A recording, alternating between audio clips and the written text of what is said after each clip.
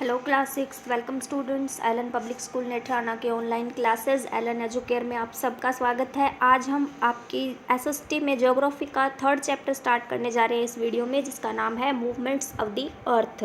यानी हम इस चैप्टर में अर्थ की मूवमेंट्स के बारे में पढ़ेंगे। अर्थ कैसे रोटेट करती है, कैसे रेवोल्यूशन होता है, ये सब चीज़ें हम इसमें पढ़ने जा रहे हैं। ठीक है, तो अब हम स्टार्ट करते हैं। Let's do this simple activity.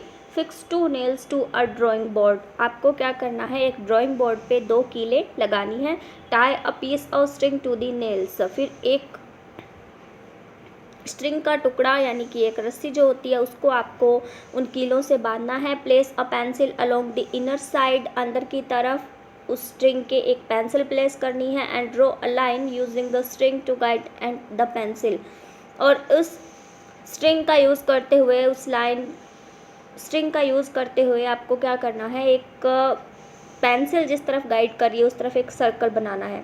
ठीक है, the result on the drawing board is an ellipse. और उसका रिजल्ट ये होगा कि ड्राइंग बोर्ड पे क्या बन जाएगा, एक पूरा गोल दीर्घवृत्त बन जाएगा। ठीक है, यानी बड़ा जो सर्कल होता है, बड़ा सा सर्कल बन जाता है, जैसा कि इस पिक्चर में आप देख पा रहे हो।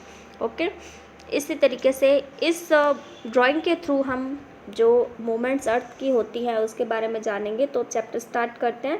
Y have we drawn an ellipse. हमने एक दीर्घवृत्त क्यों बनाया।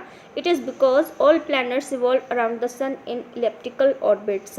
क्योंकि हमने ऐसा इसलिए किया क्योंकि सारे प्लैनेट्स जो भी सूर्य के चारों ओर घूमते हैं वो सब इलेप्टिकल ऑर्बिट में ही घूमते हैं, यानी कि दीर्घवृत्त जैसा उनका अक्ष होता है उसी पर घूमते हैं।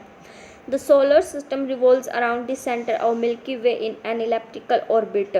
जो सोलर सिस्टम है वो जो रिवॉल्व्स करता है वो पूरा का पूरा मिल्की वे के सेंटर के अंदर वो भी एक दीर्घवृत्त ऑर्बिट में ही घूमता है। यानी कि एक पूरे वृत्त की तरह पूरे सोलर सिस्टम में जो पूरा सोलर सिस्टम जो है वो भी मिल्की वे के बिल्कुल सेंटर के अंदर बीच में क्या करता है, इसी दीर्घवृत्त के ऑर्बिट में घूमता है। All celestial movements are thus elliptical। जितनी भी खगोलीय मूवमेंट्स होती है, जितनी भी आकाशीय हलचल होती हैं, मूवमेंट्स होती हैं आसमान में, वो आकाश में, वो सभी क्या हैं, इलेप्टिकल स्टाइल में होती हैं, यानी कि दीर्घवृत्त डायरेक्शन में।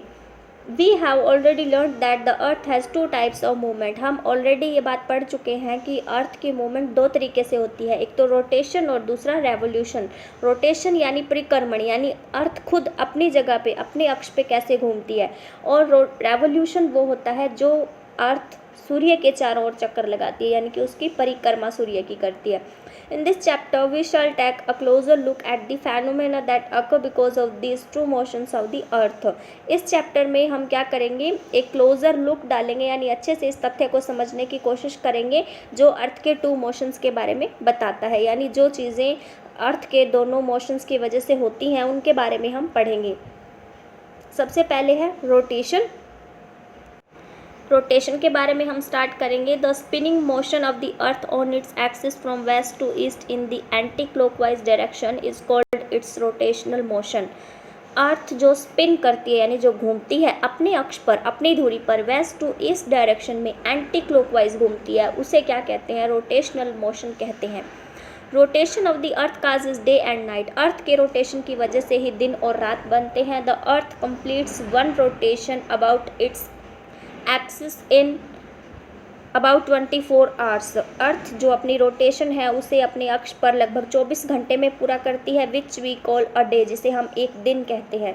The earth's rotational axis is inclined to the vertical at an angle of 23.5 degree or at 66.5 degree or to its plane of orbit, the level path on which the earth revolves around the sun।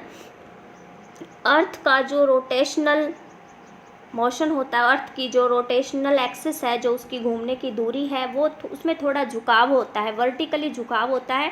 किस angle पे, 23.5 degree angle या से लेकर 66.5 degree angle तक क्या होता है, इसका वर्टिकली झुकाव होता है।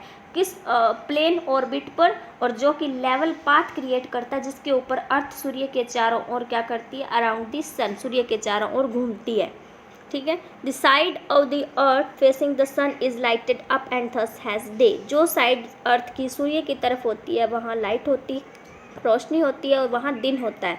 While this side facing away from the sun remains dark and has night, और जो साइड सूर्य की तरफ नहीं होती, दूसरी तरफ होती है जहाँ अंधेरा होता है, वहाँ पे रात होती है। The circle that separates day and night is called the circle of illumination.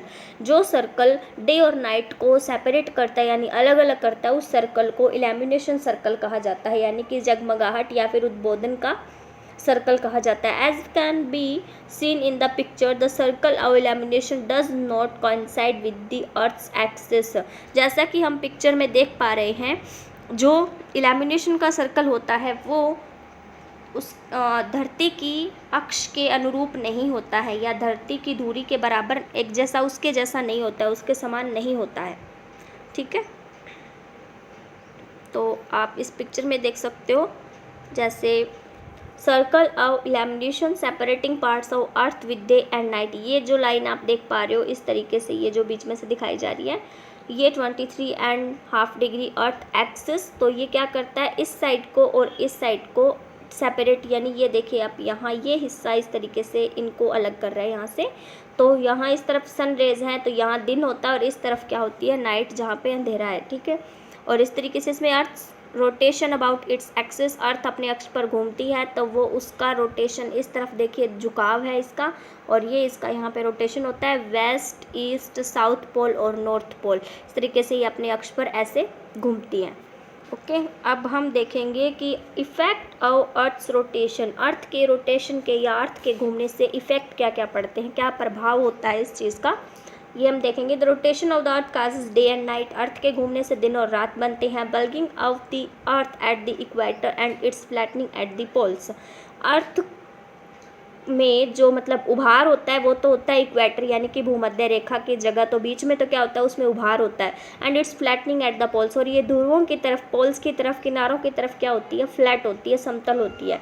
Deflection moving away from straight path of winds and ocean currents, deflection यानी कि विक्षेपण, जब moving away from straight path, जब अपने सीधे रास्ते से, स्ट्रेट रास्ते से मूविंग अवे यहाँ से चली जाती है तो क्या होता है, हवा का और ओशन करंट्स का विक्षेपण होता है। Tides in the ocean due to gravity of moon sun, समुद्रों के और महासागरों के अंदर ज्वार भाटा कब बनता है, जब मतलब सूरज और चांद के ग्रेविटी की वजह से। And due to centrifugal force produced by rotational motion which acts outwards, और बाद में जो अपकेंद्री बल जो कि प्रोड्यूस होता है रोटेशनल मोशन से, अर्थ के रोटेशनली घूमने से जो बल बनता है, ये अपकेंद्री बल, वो क्या करता है, बाहर की तरफ, विच एक्ट्स आउटवर्ड्स, बाहर की तरफ एक्ट करता है। What will happen if Earth does not rotate? अगर अर्थ रोटेट नहीं करेगी तो क्या होगा? While the side facing the sun will always be lighted, the other side will always remain dark. क्या होगा कि जो साइड सूरज की तरफ रहेगी हमेशा, उसमें हमेशा रोशनी रहेगी, और जो दूसरी तरफ रहेगी उसमें हमेशा डार्क रहेगा, अंधेरा रहेगा। The lighter side of the earth will become extremely hot and the dark side will be freezing cold. जो अर्थ की साइड लाइटेड होगी यानी जो सूरज की तरफ होगी वो बहुत ज़्यादा गर्म होगा वो हिस्सा, और जो डार्क साइड होगी वो बहुत ही ज़्यादा जमा देने वाला ठंडा होगा। लाइफ फॉर्म्स विल perish, जीवन असंभव हो जाएगा, ख़त्म हो जाएगा। Unable to bear these extremes of temperature, क्योंकि वो इस इतने एक्सट्रीम टेम्परेचर को बर्दाश्त करने में असक्षम है हम लोग।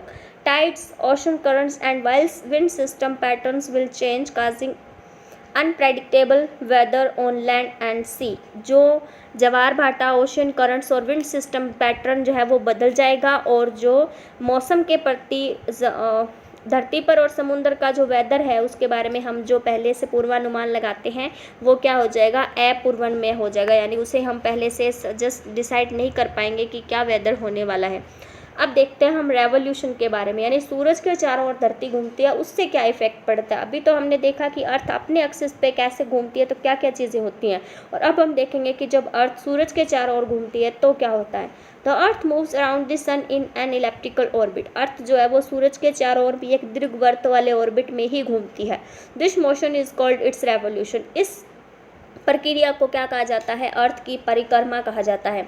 One complete revolution of the earth around the sun takes 365 days and 6 hours, एक पूरा रेवोल्यूशन कंप्लीट करने में अर्थ को सूर्य के चारों ओर जो एक चक्कर पूरा करती है उसमें 365 दिन और 6 घंटे लगते हैं, यानी 365 1/4 day to equalize the extra 6 hours in a year. We take each normal year to be 365 days and we add one complete day every fourth year and that year has 366 days.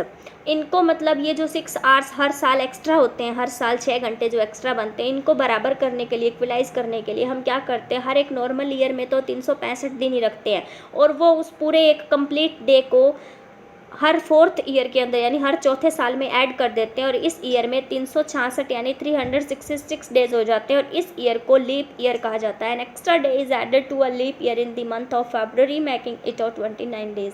ये जो extra दिन होता है वो leap year के फरवरी month में add किया जाता है जो उसे 29 डेज का बना देता है. यानी वैसे क्या होता है 28 डेज होते हैं फैब में और हर 4 साल बाद क्या होता है चौथे साल में 29 डेज होते हैं फैब में. इस पिक्चर में सीजन्स बताए गए हैं, किस तरीके से सीज़न बनते हैं. अब हम इसके बारे में थोड़ा पढ़ लेते हैं, पता लग जाएगा किस तरीके से सीजन्स क्रिएट होते हैं. The change of seasons occurs due to the revolution of the earth around the sun and the tilt of its axis. Seasons में जो बदलाव आता है यानी जो सर्दी, गर्मी, बरसात, ये जब ऋतुएं जो बनती हैं, सीजन्स बदलते हैं, ये अर्थ के सूरज के चारों ओर रेवोल्यूशन की वजह से ही बनते हैं और साथ में इसके एक्सिस पर यानी अपनी धुरी पर जो धरती का झुकाव है, अर्थ किस तरफ झुकी हुई है, उससे भी इस बात पे इफेक्ट पड़ता है. As seen in the diagram above at June 21 the north pole is tilted towards the sun. जैसा कि ऊपर डायग्राम में देखा जा रहा है 21 जून को जो नॉर्थ पोल होता है वो सूरज की तरफ झुका हुआ होता है. जैसे आप यहाँ देखिए ये सूरज है, ये 21 जून, ये अर्थ और इसका जो नॉर्थ पोल है ये इसको आप देख पा रहे हो, ये इस तरफ सूरज की तरफ इसमें थोड़ा सा झुकाव है. ठीक है. The direct rays of the sun fall on the tropical sands 23.5 degree north. इस समय क्या होता है जो सूरज की डायरेक्ट किरणें होती है वो कहाँ गिरती है, ट्रॉपिकल सैंड 23.5 डिग्री नॉर्थ पर डायरेक्ट गिरती हैं. This position of the earth in its solar orbit is called summer solstice. अर्थ की इस पोजिशन को सोलर ऑर्बिट में समर सोलिस्टिक कहा जाता है. The northern hemisphere thus has summer with June 21 being the longest day. Northern hemisphere में गर्मियों का सबसे बड़ा दिन होता है 21 जून.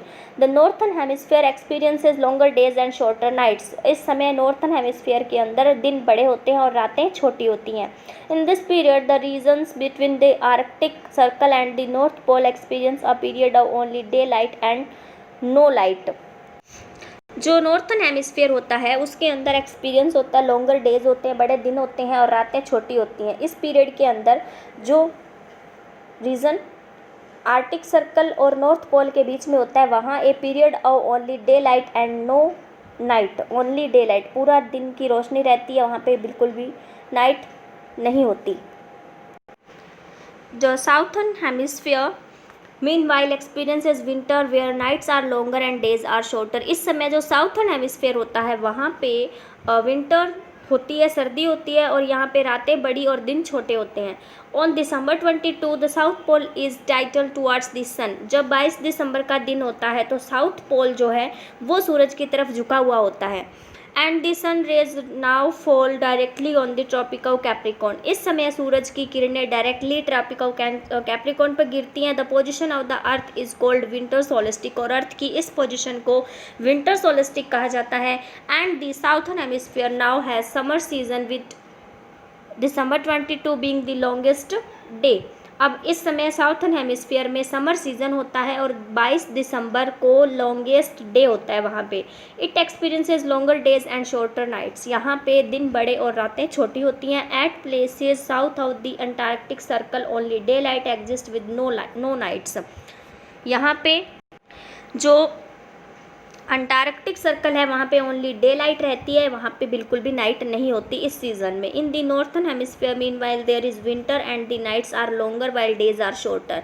और इस समय नॉर्थन हेमिस्फीयर में क्या होती हैं, सर्दी होती है, यहाँ पे अब रातें बड़ी हो जाती हैं और दिन छोटे होने लगते हैं. 3 months after summer solstice when overhead sun rays transit from northern to southern hemisphere. 3 महीने बाद जब समर सोलिस्टिक, जब सूर्य की किरणें ट्रांजिट होकर नॉर्थन टू साउथर्न हेमिस्फीयर के ओवरहेड होती है, बिल्कुल ऊपर होती है. The sun rays are overhead on the equator. इस समय सूर्य की किरणें भूमध्य रेखा के बिल्कुल ऊपर होती हैं. At this time day and night are of equal duration on the entire earth. इस समय दिन और रात पूरी धरती पर इक्वल ड्यूरेशन के होते हैं यानी बराबर होते हैं. This position is called ऑटोमनल equinox and it falls on September 23। ये पोजीशन को ऑटोनॉमल एक्विनॉक्स कहा जाता है जो कि सितंबर 23 सितंबर से होती है।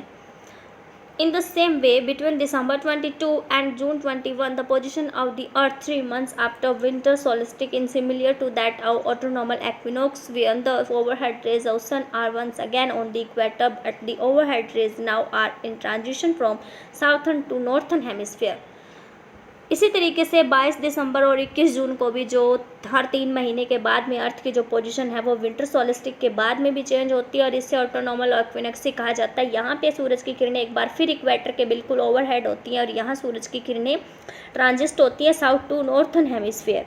ठीक है, उसके बाद यहाँ पे होती थी नॉर्थन टू साउथन हेमिस्फीयर ट्रांजिस्ट हुई थी और यहाँ पे साउथन टू नॉर्थन हेमिस्फीयर होगी। और this position of the earth is called spring और vernal equinox and it's occurs on March 21। इस पोजीशन को क्या कहा जाता है? स्प्रिंग कहा जाता है या फिर वर्नल एक्विनॉक्स बोलते हैं और ये 21 मार्च को होता है। ये जो पोजीशन है वो 21 मार्च के दिन होती है। ठीक है, तो 21 जून को सबसे बड़ा दिन बोला जा सकता है, 22 दिसंबर को सबसे बड़ी रात कहा जा सकता है। ठीक है, तो इस तरीके से आपका ये चैप्टर कंप्लीट होता है जिसके अंदर आपने देखा कि रोटेशन और रेवोल्यूशन किस तरीके से इफ़ेक्ट डालते हैं अपने सीजन्स पे और कैसे अर्थ की मूवमेंट्स होती है। कि स्टूडेंट्स आपको इस चैप्टर को वीडियो वॉच करना है, रीड करना है चैप्टर और अपना homework time to time maintain रखना है। Thanks and have nice day student.